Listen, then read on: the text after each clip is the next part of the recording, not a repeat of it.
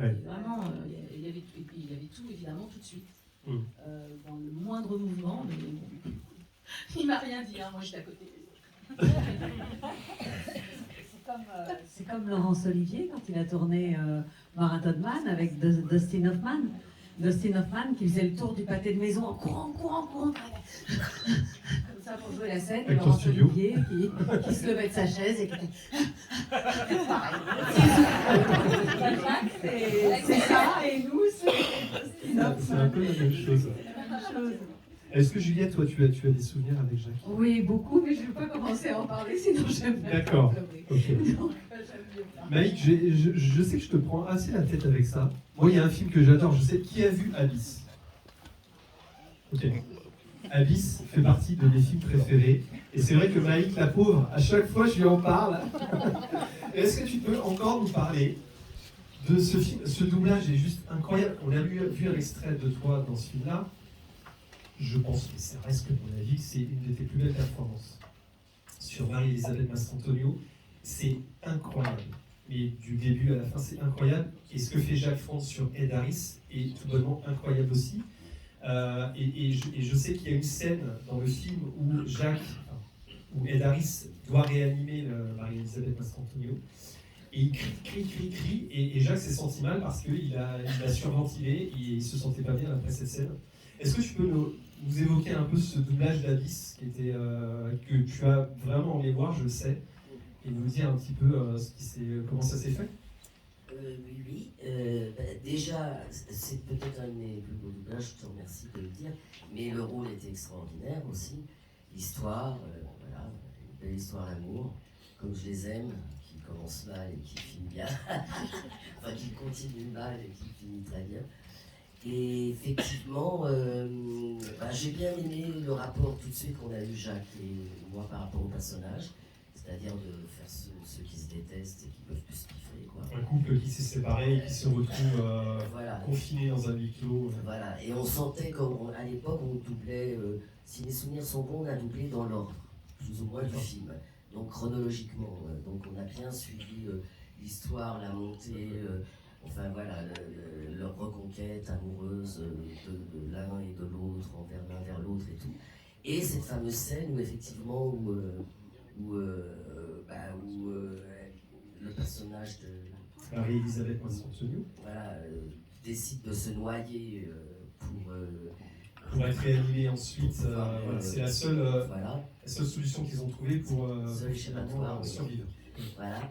Et Jacques, quand il réanime en lâchant pas le morceau et en continuant, en refusant de la laisser partir et tout, il était épuisé à la barre, parce qu'on a fait ça en une seule prise, quoi. Donc la scène dure très longtemps, et à tel point que quand il l'a réanimé et que j'ai fait moi aussi j'avais l'impression d'avoir été en apnée pendant toute sa scène où il réanimait l'amour de sa vie. Et il était épuisé, effectivement, à la fin de la scène. Il n'y a eu qu'une prise, heureusement. Il était épuisé, surtout en arrivant essoufflé, puisqu'il était censé avoir nagé sous l'eau pendant quelques minutes. Longtemps. Donc, et tout ça a été intégré, et là, par contre, il bougeait. Là, il bougeait parce qu'il mettait tellement. Puis alors, Jacques, il avait 2 têtes de plus qu'on a, quoi. Si c'est pas 3, et en largeur, pareil. 5. Donc, 5, je sais pas. Donc, c'est vrai, cette montagne comme ça, quand il était petite comme ça.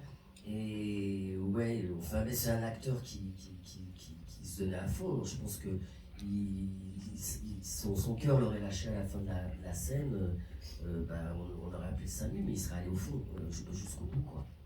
Et voilà, et c'est vrai que c'était un super souvenir. Bravo. Travailler avec Jacques. David, est-ce que tu as travaillé avec Jacques France? Oui, j'ai travaillé avec Jacques.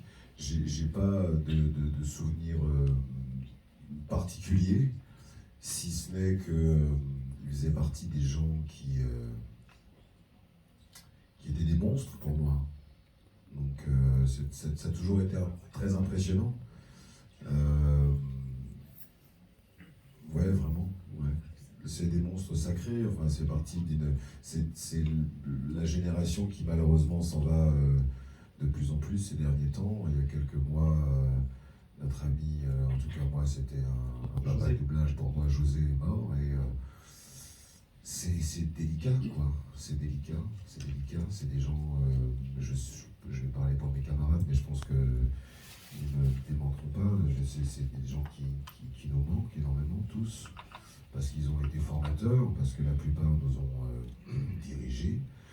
Et quand on les avait à la barre à côté de nous, c'était monstrueux. Donc je pense à Jacques, je pense à José, je pense bien évidemment à Patrick Poivel, je pense à Flersheim, je pense à tous ces gens-là qui moi, me manquent quotidiennement.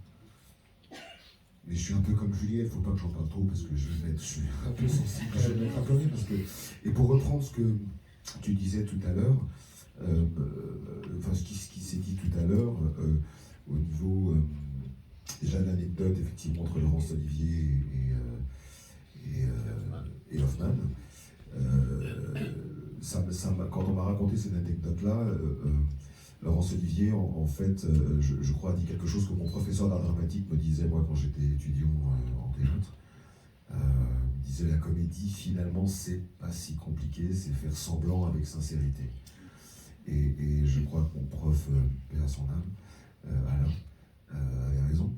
Et ce qu'on fait, nous, derrière le micro, derrière une barre, sur 50 cm² sans quasiment bouger, c'est faire semblant avec sincérité. Et je pense que si on est engagés les uns et les autres, c'est pour l'énergie que nous avons individuellement, qui est une énergie propre que chacun a, qui est l'énergie des cosmos, en fait, pour moi. C'est-à-dire que tout est énergie. Si on a des amis, si on a des amours, si on a des patrons, si on s'entend bien avec les uns et les autres, c'est que l'énergie fonctionne entre les deux. Et quand ça ne fonctionne pas, c'est que l'énergie ne fonctionne pas. Et si ça fonctionne les uns aussi avec les autres, avec les personnages et les comédiens qu'on double, parce que quelque part, toutes les énergies qui sont en nous aussi fonctionnent avec les acteurs qu'on double, quoi. Voilà. José disait assez souvent que nous étions des imitateurs. C'est vrai et c'est faux. Mais c'est vrai dans la part où, effectivement, je ne sais plus, c'est toi, je crois, Jérémy, qui avait parlé tout à l'heure de mimiques qu'on pouvait prendre. Oui, effectivement, avec des lions, ça commence à faire effectivement, on a des mimiques aussi, quelquefois. Ça fait partie de l'imitation, entre guillemets. Voilà, on va essayer de se rapprocher le plus des gens qu'on double. Et quelquefois, effectivement, physiquement, des personnages, et quelquefois, physiquement, on n'a pas beaucoup à bouger. Tu parlais de Jean-Claude tout à l'heure, Michel. Il faut bien dire que dans la carrière de Jean-Claude, les personnages n'étaient pas non plus très extravagants.